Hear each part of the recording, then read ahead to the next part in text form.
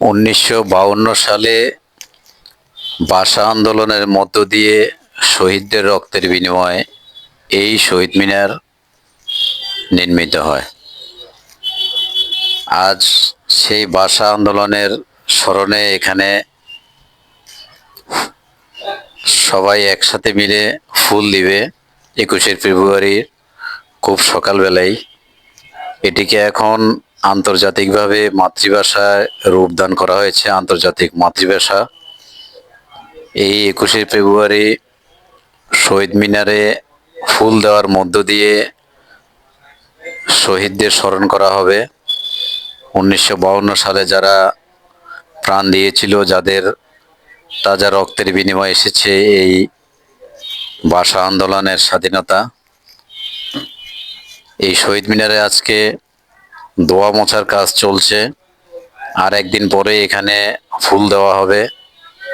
তাই ঊর্ধ্বতন কর্মকর্তারা এখানে পরিদর্শনে এসেছেন শহীদ মিনারের কাজের তদারকি করার জন্য। এর সৌন্দর্য অনেক বৃদ্ধি পেয়েছে আগের থেকে। বিভিন্ন রং বেরঙের লাইটিং, বিভিন্ন রং এবং বিভিন্ন কিছু লাগিয়ে সৌন্দর্য বৃদ্ধি করা হয়েছে। 21শে ফেব্রুয়ারি ভোরবেলা এখানে ফুল দেওয়া হবে। সেই ফুল দেওয়ার মধ্য দিয়ে 21শে ফেব্রুয়ারি পালন করা হবে। প্রতি বছরের ন্যায় এবারও এখানে সরকারের উচ্চ পর্যায়ের কর্মকর্তারা সহ সর্বস্তরের জনগণ এখানে ফুল দিতে আসে 21শে ফেব্রুয়ারি ভোরবেলায়। তাই 2 দিন আগে আমি এখানে এসেছি একটি ভিডিও ধারণ করার জন্য। 2 দিন আগে এর অবস্থা কেমন দেখায়, কিভাবে সেজেছে, সেই সাজ রব ফুটিয়ে তোলার জন্য আপনাদের মাঝে উপস্থাপন করলাম আজকের ভিডিও।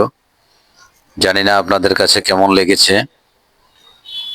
শহীদ মিনারের আশেপাশে প্রচুর দর্শকের সমাগম আজকে। সবাই ঘুরে ঘুরে দেখছে, কেউ বা বসে গল্প করছে। এর সৌন্দর্য কয়েক গুণ বৃদ্ধি পেয়েছে আগের থেকে, তাই সবাই পরিদর্শনে এসছে এখানে। তো আশা করি আজকের এই ছোট্ট ভিডিওটি আপনাদের ভালো লেগে থাকবে। যদি ভালো লেগে থাকে তাহলে অন্যদেরও দেখার সুযোগ করে দিবেন আশা রাখি। আর লাইক কমেন্ট শেয়ার করে লাইক কমেন্টসের মাধ্যমে জানিয়ে দিবেন যে আজকের ভিডিওটি কেমন হলো।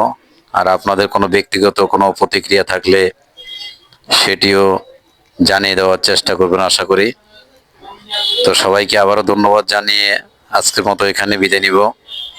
যারা যারা এতক্ষণ ধরে আমার ভিডিওটি দেখছিলেন সবাইকে আবারও ধন্যবাদ জানাচ্ছি।